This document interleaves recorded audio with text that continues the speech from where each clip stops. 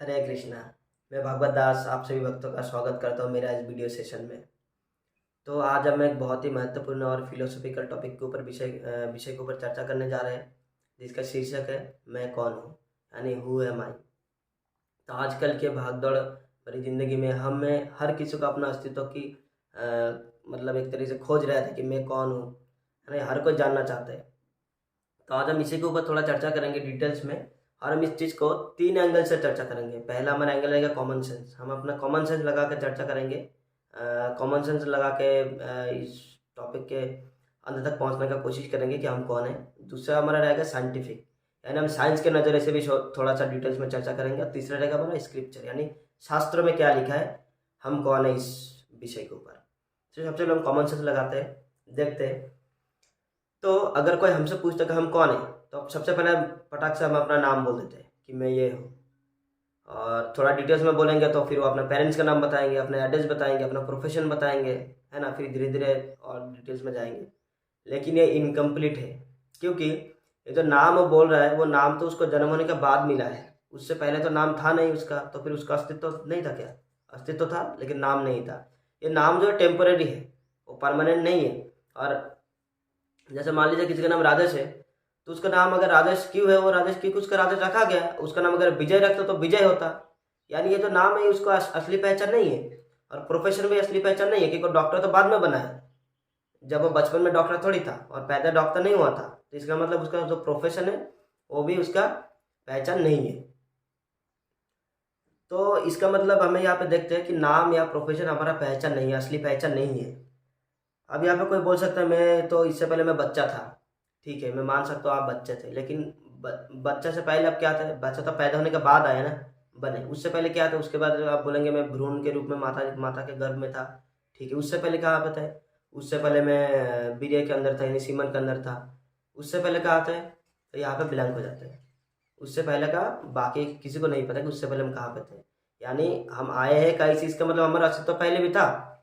इसका मतलब ये जो आइडेंटिफिकेशन है, यानी जो हमारा आइडेंटिफिकेशन है इनकम्प्लीट है, क्योंकि हम जो आइडेंटिफिकेशन करने की कोशिश कर रहे हैं, आइडेंटिफाई करने की कोशिश कर रहे हैं, वो हम भौतिक नज़रिए से कर रहे हैं। और हम जो है भौतिक नहीं है, हम जो है आध्यात्म है।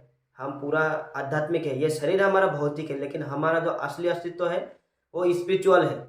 और किसी भी स्पिरिचुअल एस्पेक्ट को आप भौतिक नज़रिए से, यानी भौतिक प्रमाण से समझ ही नहीं सकते। जैसे एक और एग्जांपल देता हूँ। जैसे मान लीजिए मेरा मोबाइल है ना। हम बोलेंगे ये मोबाइल मेरा है, इसका मतलब क्या है? इसका मतलब ये हुआ कि ये मोबाइल का मालिक मैं हूँ। मैं वो मोबाइल नहीं हूँ, वो मोबाइल मेरा है। जैसे मेरा घर है, उस घर का मालिक मैं हूँ, लेकिन मैं वो घर नहीं हूँ। वो जो घर है उस घर का मालिक हूँ मैं। इसी तरह हमारा बॉडी पार्ट्स को हम बोल देते हैं कि ये बॉडी अगर हम इस बॉडी अगर हम है, तो हम बोलते हैं ये मेरा हाथ है। इसका मतलब क्या हुआ? ये हाथ का मालिक हूँ मैं, ये हाथ मैं नहीं हूँ। और ये हाथ अगर मैं होता तो हाथ अगर काट के फेंक देता तो फिर अस्तित्व खत्म होना चाहिए था। बहुत लोग हैं जिनका हाथ पैर नहीं है, तो क्या अस्तित्व खत्म हो गया? नहीं। इसका मतलब वो ये हाथ नहीं है, ये हम ये शरीर है ही नहीं। ये शरीर हमारा है पर हम ये शरीर नहीं है। जैसे ये मोबाइल हमारा है पर हम मोबाइल नहीं है, हम इंसान है। इसी तरह ये शरीर है लेकिन हम ये शरीर नहीं है, हम आत्मा है ना। तो हम आत्मा है, और आत्मा जो है स्पिरिचुअल है। इसीलिए स्पिरिचुअल एस्पेक्ट को आप किसी भी भौतिक प्रमाण से या भौतिक तत्व से समझ ही नहीं सकते, भौतिक तर्क से समझ नहीं सकते, लॉजिक से आप नहीं समझ सकते। एक और हम थोड़ा एनालिसिस ले लेते हैं कॉमन सेंस लगा के। जैसे कोई हमारे गाँव घरों में या कहीं भी डेथ हो जाता है, तो हम क्या बोलते हैं कि वो चला गया। कौन चला गया? हम तो जिसको देख रहे थे वो तो है। जैसे मान लीजिए कोई भी एबीसी आदमी होगा, वो तो पड़ा है वहाँ पे, उसका बॉडी पड़ा है। फिर कौन चला गया? कौन है जो चला गया? यानी जाने वाला कोई और है, और यहाँ पे जो है वो उसका शरीर है। यानी ये शरीर का मालिक कोई और है, वो मालिक चला गया, है ना। उसके बाद बोलता है देहांत हो गया, फलाना आदमी का देहांत हो गया। देहांत का मतलब देहांत जो वर्ड है वो दो शब्दों से बना है। एक होता है देह और एक होता है अंत, यानी देह का अंत हुआ है। तो आप पे अगर स्पेसिफिकेशन किया जा रहा है देह का अंत हुआ है, यानी मतलब ऐसा कुछ है जिसका अंत नहीं हो सकता, सिर्फ देह का अंत हुआ है। और अंत किसका नहीं हो सकता? वो है आत्मा। सोल का अंत नहीं हो सकता, इसीलिए यहाँ पे कहा जा रहा है देह का अंत हुआ है ना। अच्छा मान लीजिए मिस्टर एबीसी का देह का अंत हो गया, यानी वो जो मिस्टर ABC है वो मरा नहीं है, वो चला गया, छोड़ के चला गया, लेकिन उसका जो देह था उसका अंत हो गया। जैसे मेरा कपड़ा खराब हो गया, मैं नहीं खराब हो गया, मैं नहीं मर गया, मेरा कपड़ा सड़ गया, मेरा कपड़ा खराब हुआ, है ना। इसी तरह उसका देह का अंत हुआ है, वो नहीं, उसका नहीं अंत हुआ है। उसके बाद बोलते हैं उसने शरीर छोड़ दिया। किसने शरीर शरीर छोड़ा? छोड़ने वाला कोई और होगा। जैसे मान लीजिए मैं कुछ छोड़ देता हूँ, है ना, तो छोड़ने वाला कोई और है और छोड़ा हुआ चीज कुछ कुछ और है। तो यहाँ पे छोड़ा हुआ चीज शरीर और छोड़ने वाला कोई और है। वो कौन है? वो आत्मा है। भले ही हम माने ना माने, लेकिन वो आत्मा है। उसके बाद हम ये बोलते हैं कि वो हमें छोड़ के चला गया। कैसा हमें क्या छोड़ के चला गया? जो हम देख रहे थे, हमारा चाचा था, पिता, दादा, जो भी सब तो है साथ में, मतलब रहे थे साथ में। फिर जैसे मान लीजिए रिलेटिव का डेथ हुआ, तो रिलेटिव हमारे सामने पड़ा, फिर हमें छोड़ के कौन गया? यानी रिलेटिव के अंदर कोई था जो हमें छोड़ के चला गया, और वो कौन है? वो आत्मा है। तो ये जो टर्म है, ये टर्म ऐसे नहीं आया है, ये हमारे एंसेस्टर यानी जो हमारे पूर्वज है उन्होंने यूज किया, क्योंकि वो लोग जानते थे, वो लोगों को आत्मा का ज्ञान था, इसीलिए वो लोग ऐसा टर्म यूज करते थे। अगर ऐसा नहीं होता तो वो लोग बोलते थे कि, वो लोग ऐसा कुछ और ही बोलते, जिससे हमको ये समझ में आता, हाँ भाई देह का नहीं, आत्मा के भी अंत होता है ना। ऐसा खत्म मतलब उसका आत्मा का अंत हो गया। कहीं आप नहीं सुनेंगे लिखा होगा कि आत्मा का अंत हो गया, आत्मा मर गया, है ना। ऐसा नहीं बोलते लोग, सिर्फ देह का ही उदाहरण देता, देह का ही बात बोलते हैं। और एंसेस्टर लोग जो सारा इसी के ऊपर सारा जिन्होंने जो टर्म यूज करते हैं, जैसे शरीर छोड़ देना, चले जाना हमें छोड़ के, है ना, देह देह त्याग देना, है ना, उसको देहांत का होना, ये सब हमारे एंसेस्टर लोग इसीलिए यूज करते हैं, उनको पता था आत्मा का भी मरता नहीं है। तो ये तो हमारा कॉमन सेंस वाला हमने एस्पेक्ट से देखा। लेकिन आजकल क्या होता है, लोग हर बात बात में साइंस घुसा देते हैं, है ना। वो लोग बोलते हैं कि थोड़ा बहुत इंग्लिश में हमने क्या सीख लिया, और बोलने लगते हैं कि हम साइंस को बिलीव करते हैं, हम तो आध्यात्मिक यानी स्पिरिचुअलिटी में बिलीव करते ही नहीं है। तो ठीक है, चलिए थोड़ा साइंस के हिसाब से भी देख लेते हैं। भले ही साइंस की बात को वो लोग अंधविश्वास कर लेते हैं, उसको भी अंधविश्वास ही कहा जाता है। किसी भी चीज़ को बिना परख के, साइंस को हम परख नहीं सकते, इसलिए हम उसको विश्वास कर लेते हैं, हमारे औकात से बाहर हो जाता है सिंपली। तो हम थोड़ा भी साइंटिफिक एंगल से देख लेते हैं। तो अकॉर्डिंग टू साइंस, जो मैटर है यानी जो जड़ पदार्थ है, यानी जो निर्जीव है, जैसे प्लास्टिक हो गया, पत्थर हो गया, इन जो चीज़ों में तीन चीज़ कॉमन है। इनके अंदर एक तो कॉन्शियस यानी चेतना नहीं रहता, दूसरे इनके अंदर फीलिंग नहीं होता, और तीसरा इमोशन नहीं होता। प्लास्टिक को आप जितना भी जलाएंगे वो चिल्लाएगा नहीं, पत्थर को आप जितना भी तोड़ेंगे वो रोएगा नहीं, है ना। इसी तरह जैसे कपड़ा होता है, कपड़ा को आप कितना भी भिगो के रखिए उसको शरीर नहीं होगा, क्योंकि उसके अंदर इमोशन नहीं है, उसके अंदर फीलिंग नहीं, एक्टिविटी नहीं है। तो हमारे बॉडी के अंदर फीलिंग है, एक्टिविटी है। इसका मतलब थोड़ा सा हमें समझना पड़ेगा, जब इंसान मर जाता है तो उसको बॉडी को जला देते हैं, है ना। तो क्या वो चिल्लाता है? बॉडी नहीं चिल्लाता। लेकिन जब वो जिंदा रहता है तब हम जलाते हैं तो क्या होता है? वो चिल्लाता है। इसका मतलब मरने के बाद और मरने से पहले के दोनों बॉडी में डिफरेंस है। कुछ तो ऐसा है जो मतलब मरने के बाद उससे निकल गया, तभी इस बॉडी को कोई इमोशन, फीलिंग, कोई कॉन्शियसनेस नहीं है। वो कौन है? वो आत्मा है। जब तक आपका सोल आपके बॉडी के अंदर है, तब तक आप फीलिंग, इमोशन ये सब मतलब शो कर सकते, इमोशन अपना शो कर सकते हैं। कितना भी मारेंगे, मरने के बाद आपको दर्द नहीं होगा। क्या चेंजेस ऐसा हो गया बॉडी का? वैसे केमिकल रिएक्शन भी वैसे का वैसा ही, हर चीज़ वैसा ही है। लेकिन कुछ टाइम बाद वो रुक जाता है, क्योंकि उसके अंदर जो एनर्जी था, सोर्स ऑफ एनर्जी, वो खत्म हो गया, वो निकल गया। इसलिए उसका जो एक तरह से एक्टिविटी वो खत्म हो जाता है ना। जैसे जब तक गाड़ी के अंदर इंजन है तब तक गाड़ी चल रहा है, जैसे इंजन निकालेंगे तो गाड़ी जड़ पदार्थ जैसा हो जाएगा, गाड़ी का कोई एक्टिविटी नहीं। इसी तरह हमारे बॉडी के अंदर जब तक एनर्जी रहेगा, हमारा हर चीज प्रक्रिया, जैसे ब्लड सर्कुलेशन हो गया, ब्रीथिंग सर्कल, ब्रीथिंग साइकिल, उसके बाद बाकी और भी सारा, जैसे किडनी का काम, लीवर का काम, है ना, हर चीज़ का काम, लंग्स का काम, हर चीज़ एक्टिविटी चलता रहेगा। जैसे हमारे अंदर सोल निकल जाएगा, सारा सिस्टम, फैक्ट्री सब बंद हो जाएगा। होता है ना कि अगर बड़ा फैक्ट्री में जैसे बिजली चला जाए, अचानक से सब ठप हो जाता है। तो लेकिन उसके बाद क्या होता है, थोड़ा बहुत चलता रहता है, हल्का सा, मतलब जैसे मान फैन अगर स्विच ऑफ भी करेंगे तो थोड़ा थोड़ा टाइम के लिए चलता है। तो उतना टाइम के अंदर, जैसे बोलते हैं ना कि मरने के कुछ टाइम बाद आँख निकाल सकते हैं, किडनी निकाल सकते हैं, तो वो टाइम है। वो टाइम के बाद अगर करेंगे तो सारा चीज़ बेकार हो जाता है। तो ऐसा क्या था जो सारा चीज़ बेकार हो गया? बॉडी तो वैसा वैसा है, तो वो होता है आत्मा। आत्मा निकल जाने के बाद हमारा बॉडी किसी काम का नहीं होता। और इसके अलावा साइंस में एक NDE और एक OBE, यानी NDE मतलब नियर डेथ एक्सपीरियंस, यानी मरने के करीब जाके अनुभव करना, मौत के करीब जाकर अनुभव करना, ये साइंटिफिक टर्म है। मैं खुद अपने से और ये शास्त्रों से भी नहीं बता रहा हूँ, भले इसके बारे में भी शास्त्रों में दिया हुआ है, लेकिन मैं ये शास्त्रों से नहीं बता रहा हूँ, मैं आपका साइंटिफिक एंगल से बोल रहा हूँ। आप यूट्यूब में देख सकते हैं, बड़े बड़े डॉक्टरों का इंटरव्यू देख सकते हैं, नियर डेथ एक्सपीरियंस क्या होता है, OB यानी आउट ऑफ बॉडी एक्सपीरियंस, यानी हम अपने बॉडी से निकल जाते हैं, निकल के अपने बॉडी को देखते रहते हैं, और ये चीज़ शास्त्र में दिया हुआ है। इसलिए देखेंगे कई बार क्या होता है, हमारे गाँव घरों में जब इंसान मर जाता है तो उसका बहुत सारे क्रियाक्रम किया जाता है। तो कई बार क्या होता है, आत्मा जो है वो घर के आसपास ही रह के वो भागवतम कथा जब भी नॉर्मली गाँव घर में होता है, मरने के बाद 7 दिन का भागवतम कथा वगैरह होता है, तो उसको वो सुनता है। यानी उसका तो शरीर चला गया, लेकिन वो अपने घर के आसपास रह के वो भागवतम कथा सुनता है, उसके बाद उसका उद्धार होता है। तो यही चीज़ साइंटिफिक टर्म में आउट ऑफ बॉडी एक्सपीरियंस कहा जाता है, यानी आप बॉडी से निकल के अनुभव करते हैं चीज़ों को।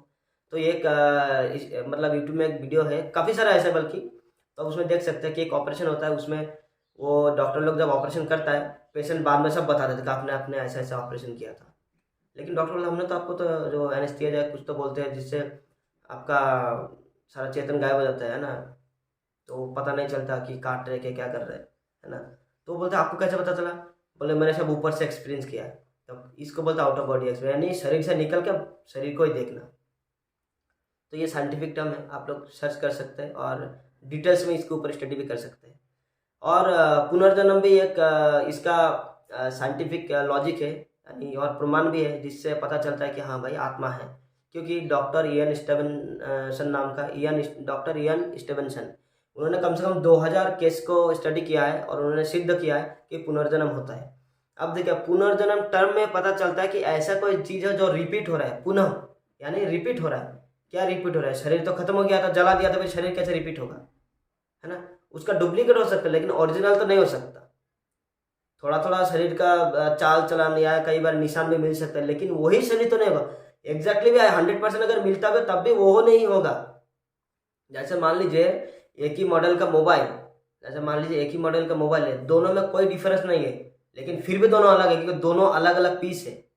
इसका अलग इंडिविजुअलिटी है, इसका अलग इंडिविजुअलिटी, भले उसके अंदर हर चीज़ सेम है, कैमरे का क्वालिटी हर चीज़ सेम है, दोनों मॉडल का मोबाइल समझ रहे होंगे।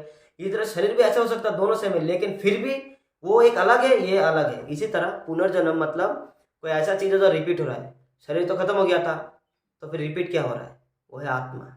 यानी वो आत्मा दोबारा से नया शरीर पकड़ के आता है, तो उसको हम बोलते हैं पुनर्जन्म, यानी पुनः से जीवित हो जाता है, रीबर्थ, री इनकारनेशन। तो ऐसे कई सारे स्टडीज है डॉक्टर इयन स्टीवनसन ने किया है, और काफ़ी और भी है।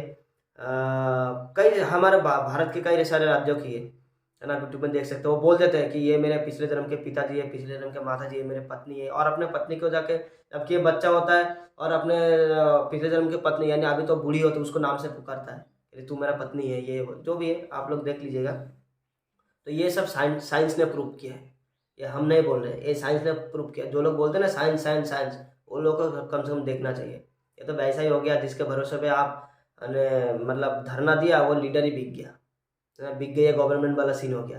जो आप साइंस साइंस करता है, साइंस खुद ही बोला देखिए ऐसा ऐसा होता है, और आप बोले नहीं होता। जिसके बल पे आप नाच रहे वो खुद ही आपके पैर के नीचे से कारपेट हटा रहा है। ठीक है, जो भी है, मानना ना मानना आपके ऊपर है। उसके बाद हम थोड़ा भी स्क्रिप्चर देखते हैं, शास्त्रों का प्रमाण भी लेते हैं, क्योंकि हर एक प्रमाण जो है अधूरा है जब तक हम शास्त्रों का प्रमाण नहीं लेते।